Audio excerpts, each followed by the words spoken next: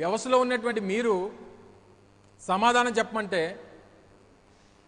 అది పక్కన పెట్టి మేము పవన్ కళ్యాణ్ గారిని తిట్టామంటారు.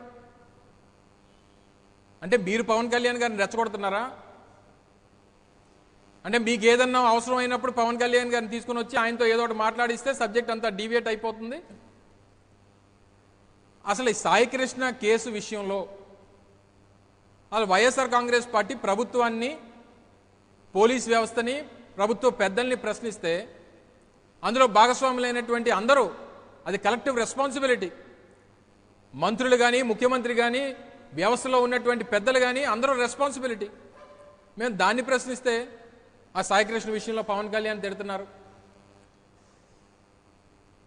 ఏదో మేము ఒక సమావేశం పెట్టుకుంటే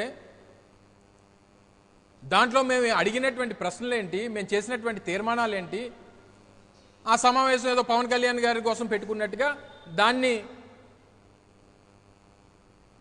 ఆ రకంగా మీ మీ మీడియా ఛానల్స్లోని, మీకు కావాల్సినటువంటి మీడియా ఛానల్స్లోని, మీ పత్రికల్లో రాసేటువంటి కార్యక్రమం చేస్తున్నారు.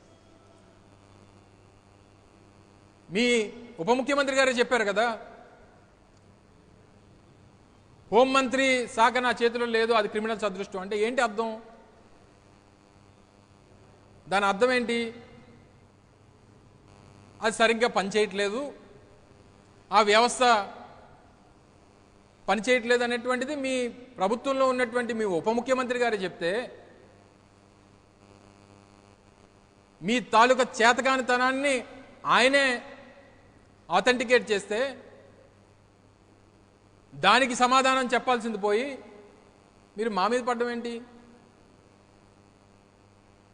ఏదో కొంతమంది నాయకులను తీసుకుని వచ్చి, పవన్ కళ్యాణ్ గారు కూడా ఆ రోజు మాట్లాడుతూ అన్నీ నేనే మాట్లాడాలా, మీ నాయకులు ఎవరు మాట్లాడరా అంటే ఎవరి గారు రెచ్చిపోతున్నారు.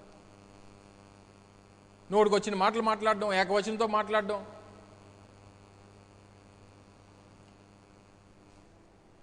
సో ఈ సబ్జెక్ట్ని డీవియేట్ చేసేటువంటి కార్యక్రమం, ఏదో రకంగా ప్రజల తాలూకా దృష్టిని మరచాలనేటువంటి కార్యక్రమం జరుగుతూ ఉంది తప్ప అనేక ఇష్యూస్ దీంట్లో